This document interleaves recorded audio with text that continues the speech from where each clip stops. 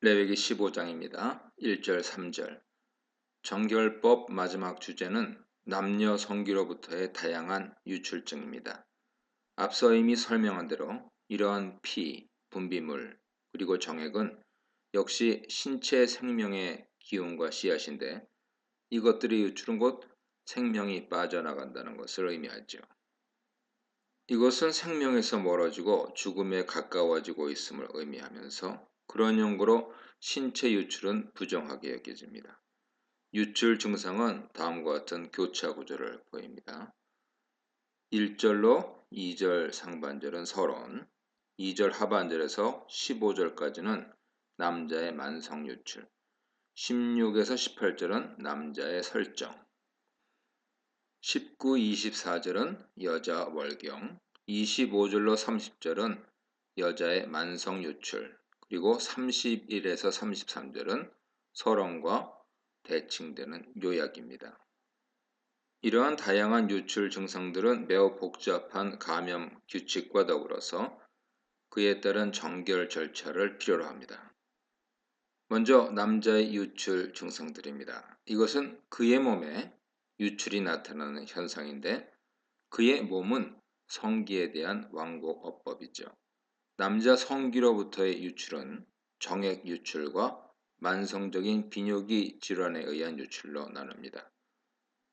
먼저 다루어지는 것은 후자인데요. 첫 번째 유출, 곧 몸에서 액체가 흘러나오는 증상은 성기로부터 분비물이 나오는 일종의 임질과 같은 성병일 수 있습니다. 두 번째는 성기에 분비물이 끼어 배뇨에 지장을 주는 증상으로 볼 수 있죠. 이러한 비뇨기 질환에 의한 유출은 장기간 지속되는 것이 특징입니다. 이것은 남성의 만성 유출이죠. 유출이 계속되는 한 그 남자는 부정하며 그와 접촉하는 사람과 사람을 모두 2차로 부정하게 됩니다. 4절로 12절입니다.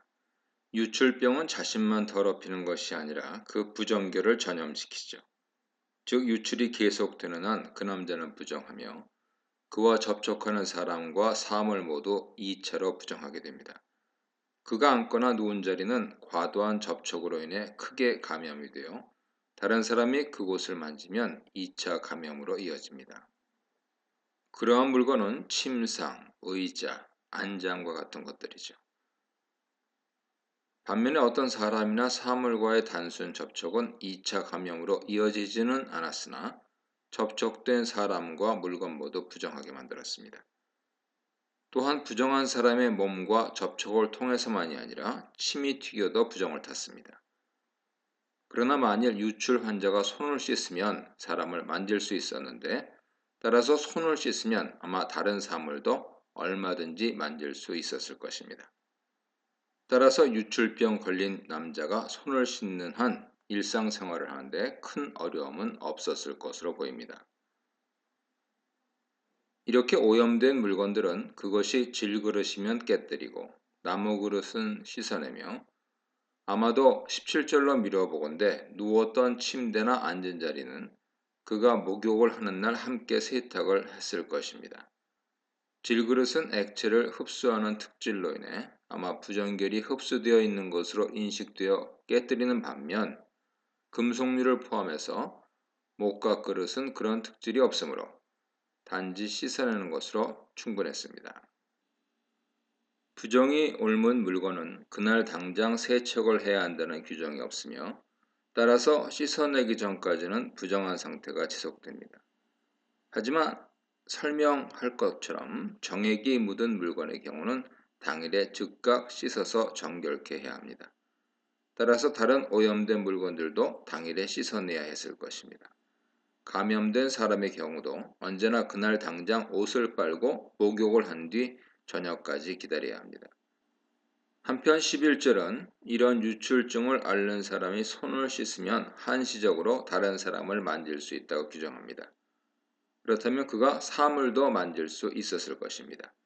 이것은 다른 유출증에도 적용될 것인데 유출증 환자를 위해 별도의 침상과 자리가 마련되어 그가 집안의 특정 공간에 격리되어 있었지만 어느 정도 일상생활을 영위할 수 있었음을 시사합니다.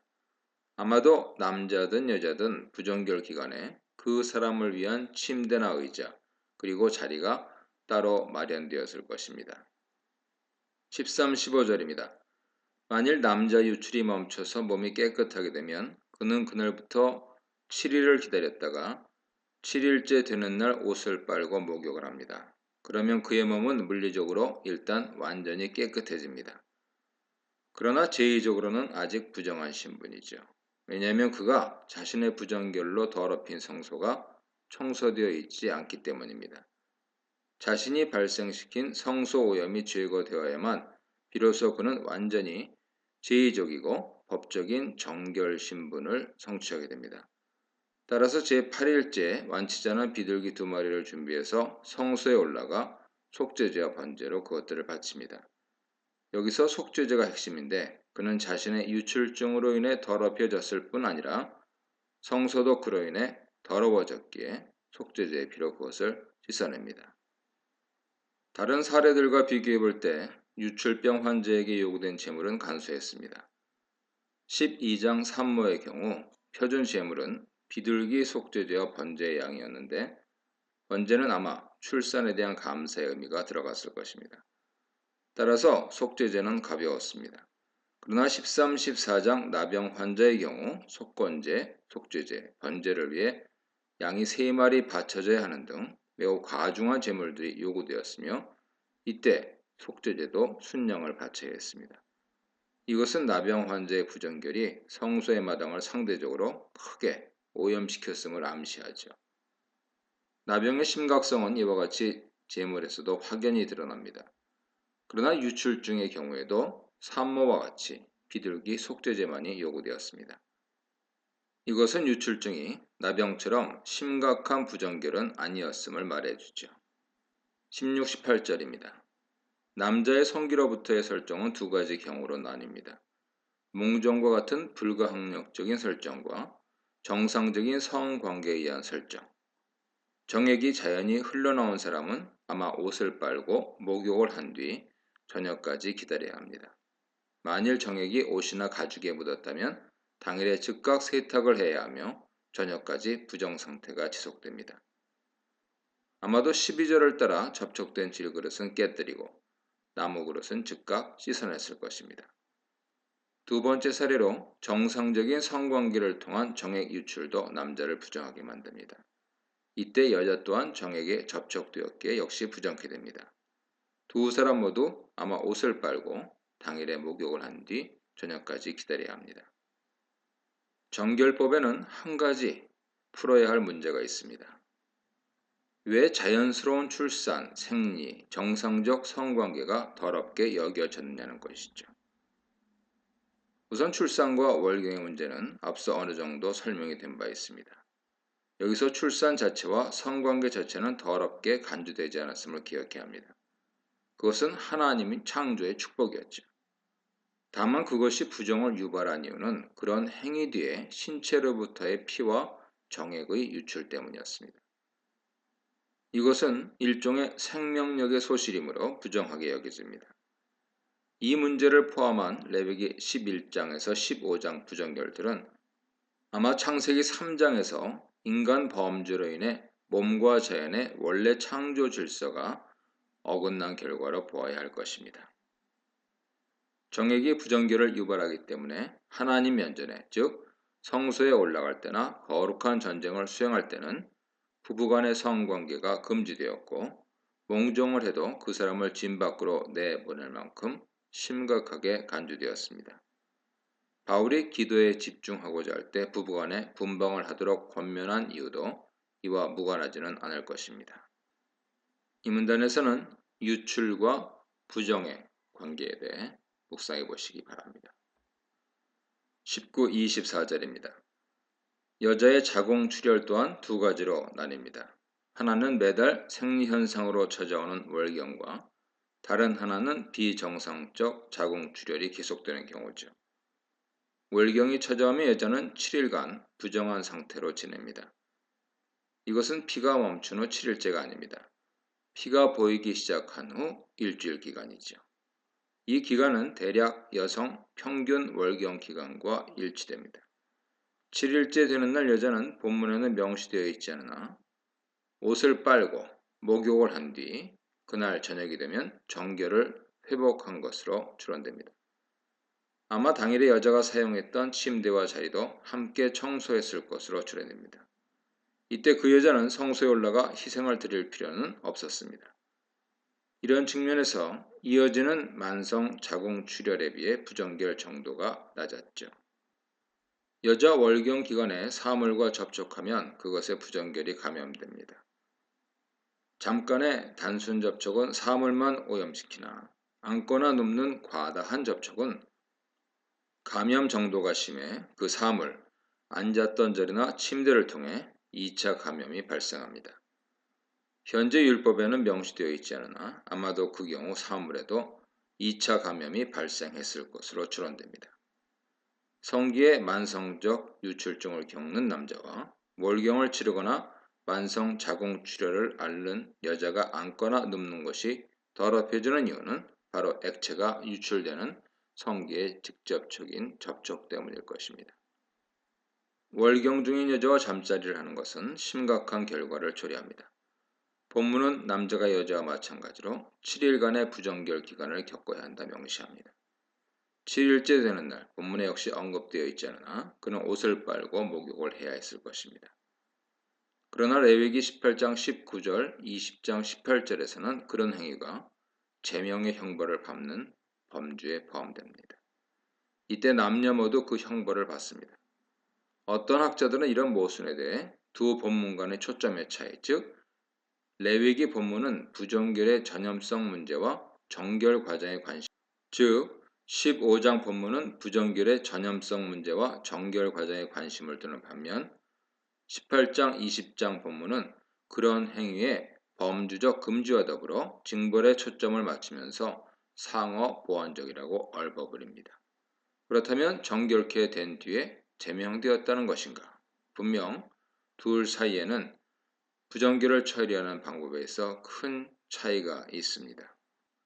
아마도 15장 본문이 다루는 것은 알지 못한 가운데, 즉 월경 초기에 월경 중인 아내와 잠자리를 가진 경우로 비고의적인 접촉에 의한 감염인 반면 18, 20장에서는 고의적인 성관계를 지시한다고 봐야 합니다. 후자의 경우에 남녀가 동반 징벌을 받으며 이 중대한 오염에 둘 다 책임이 있는 것으로 볼 때 이것은 고의성이 있는 범죄인 것이죠. 다만 레위기 18장 19절에서 남자에게 월경 중인 여자에 대한 접근 금지를 경고한 것으로 보아 이 법궤에는 월경 중인 여자를 보호하는 취지가 담겨 있는 것으로 보입니다. 그러나 두 사람의 합의로 이런 금지된 성관계가 발생하면 둘 다 제명의 징벌을 받습니다. 이러한 성적 접촉은 일종의 과도한 접촉으로서 남자를 월경 중인 여자와 동급의 부정결한 상태로 만들어 남자가 자리에 앉거나 침대에 누우면 그곳이 부정을 탔습니다. 25, 27절입니다. 이것은 여자의 성기로부터 출혈이 오래 지속되는 상태를 지시합니다. 정상적인 월경으로 인한 출혈을 넘는 장기간의 만성 자궁 출혈로서 의학적 관점에서 볼 때 혈루증이라 할 수 있습니다. 참고로 혈루증은 혈우병과 다릅니다. 혈루증은 만성 자궁 출혈이죠. 그러나 혈우병은 혈액이 응고되지 않는 선천 질환으로 여성 섬염색체 X에서만 발현되는 돌연변이 질병입니다. 따라서 혈우병은 성염색체가 XY인 남자들에게 대부분 나타나고 XX인 여성들은 거의 걸리지 않습니다. 왜냐하면 유전자 XX 중 하나가 문제가 생겨도 다른 하나가 정상적으로 작동해주기 때문이죠. 혈루증은 레위기 15장에 그 증상이 나옵니다. 여성의 생리와 달리 장기간 자궁에서 피가 멈추지 않고 흘러나오는 증상입니다. 이때 여인은 피가 멈출 때까지 부정했으며 접촉을 한 것들도 모두 부정을 탔습니다. 따라서 만성 자궁 출혈이 지속되면 가족을 포함해 그 누구도 그런 여인에게 가까이 하지 않으려 했을 것입니다. 어찌 보면 사회적으로 매장이 되는 셈이죠. 예수님 당시에 사회적 약자인 고아, 과부, 장애인, 만성 부정을 탄 사람들은 율법 정신은 사라지고 껍데기만 남은 극도의 종교 사회적 부패로 인해 무기력하게 방치되어 있었습니다. 혈류병을 앓는 여인의 목숨을 건 절박함의 배경은 바로 여기에 있었던 것이죠. 어쨌든 자궁출혈이 지속되는 동안 환자인 여자는 부정결 상태를 벗어날 수 없습니다. 따라서 월경 경우와 동일하게 접촉을 통해 부정결이 감염됩니다. 다른 사례와 마찬가지로 이 여자와 어떤 사물의 단순 접촉은 부정결의 정도가 낮아 그것이 2차 오염을 발생시키지 않으나 안거나 넘는 과도한 접촉은 그것을 만지는 사람, 아마 사물도 또한 2차 감염으로 이어집니다. 28, 30절입니다. 만일 출혈이 멈추면 그날부터 7일을 더 기다렸다가 본문은 침묵하지만 그 여자는 아마도 옷을 빨고 목욕을 해야 합니다. 월경을 겪는 여자는 피가 보이는 날부터 7일간 부정결 기간을 지내나 이 경우 출혈이 멈춘 날부터 7일을 더 추가로 기다려야 합니다. 그러나 더 큰 본질적 차이는 8일째 그녀가 반드시 성소의 비둘기 2마리를 가지고 올라와 속죄제와 번제를 드려야 한다는 것이죠. 이러한 사실은 이 만성 자궁출혈이 월경보다 훨씬 더 강한 부정결이었음을 말해줍니다. 이 부정결 기간이 장기적으로 지속되면 큰 어려움과 고통이 따랐을 것입니다. 무려 12년 동안 만성 자궁출혈을 앓던 복음서의 혈루증 앓던 여인에 대한 이야기는 이런 배경을 두고 이해해야 더욱 절실하게 다가오는 것이죠. 31, 33절입니다. 유출병 규례를 마무리 짓는 결론에서 왜 그들이 진영 내에서 부정한 상태를 즉각 벗어나야 하는지 강조하고 있습니다. 그것은 백성이 부정결해지면 성막이 부정해지게 되고 따라서 그 상태가 계속되면 결국 그들이 망하고 죽을 것이기 때문입니다. 결국 인간의 죄뿐 아니라 여러 가지 부정결도 하나님의 거룩한 성막을 더럽힌다는 것이 확인됩니다. 앞서 성행위가 유발하는 부정결에 대해 덧붙이면 구약은 인간의 성행위를 철저히 인간 영역으로 제한했습니다. 성소에서는 어떠한 성행위도 금지되었고 또한 각자 처소에서 성행위를 한 후에라도 성소 접근은 허용되지 않았습니다. 특히 이방 제의에서는 성소에서 다산을 기원하는 제의적 성관계가 자행되곤 했으나 자녀 출산은 창조 질서 내에서 하나님 축복으로 허용되는 것이지 성소에서의 제의적 성행위라는 수단을 통해 주어지는 것이 아닙니다. 성 자체는 결코 더럽지 않고 오히려 하나님께서 주신 아름다운 선물이지만 인간 영역에서 최고 쾌락을 가져다 주는 것으로 언제나 자칫 오용될 수 있습니다. 그로 인해 특별히 하나님 앞에 집중해서 나아갈 때는 일시적인 성적 절제가 요구되는 것으로 보입니다. 정결법의 정부정의 구분은 기본적으로 제2신학에 의한 것이지만 그 배후에는 분명히 상당한 보건위생학적 관심이 놓여 있습니다. 유출증 환자의 활동 제한과 부분 격리는 병원균의 감염을 차단하고 불결한 신체 상태를 청결케 하여 환자가 조속히 회복되도록 하기 위한 조치일 수 있습니다. 그러나 레위기법의 정, 부정의 개념은 그런 위생학적이고 물리적인 개념을 포함할 수도 있으나 그보다 더 포괄적이고 관념적입니다. 정결법의 목적은 거룩에 있습니다.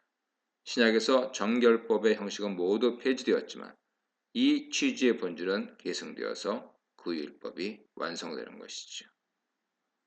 너희를 부르신 거룩한 이처럼 너희도 모든 행실에 거룩한 자가 되라.